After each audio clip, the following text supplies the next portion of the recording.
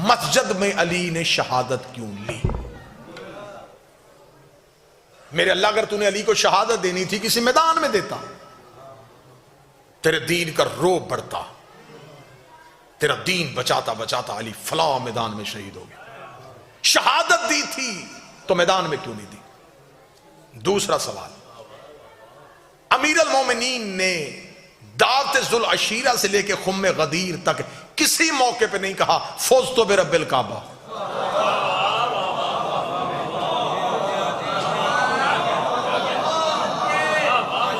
مکہ میں اعلان کیا، نہیں کہا فوزت برب الکعبہ، تبلیغ کی، نہیں کہا فوزت برب الکعبہ، بستر محمد پہ سو کے کہا، نہیں کہا میں کامیاب ہو گیا، بدر فتح کر کے نہیں کہا، احد کا فاتح بن کے نہیں کہا، خیبر کا دروازہ اکھاڑ کے نہیں کہا، مرحب کو قتل کر کے نہیں کہا، خندق میں کل ایمان بن کے نہیں کہا، زہرا کا شوہر بن کے نہیں کہا، حسنین کا بابا بن کے نہیں کہا، خم غدیر میں اپنی ولایت کا اعلان کروا کے نہیں کہا، صحابہ سے اپنی بیعت کروا کے نہیں کہا، 19 رمضان کو کیوں کہا؟ دونوں سوال ایک جواب میں پرونے لگا ہوں۔ جنگ میں، میدان جنگ میں شہید کیوں نہیں ہوئے؟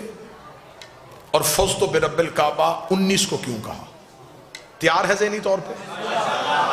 ہر میدان میں علی گئے تھے دین بچانے کے لیے۔ اب علی کے سامنے کافر نہیں منافق تھے، منافق علی کے لیے ہر سازش تیار کر رہے تھے، اتنی سازشیں تیار کر لی تھیں کہ اگر وہ سازشیں تاریخ کا حصہ بن جاتی تو آج حقیقت سمجھنے والا کوئی بھی نہ ہوتا۔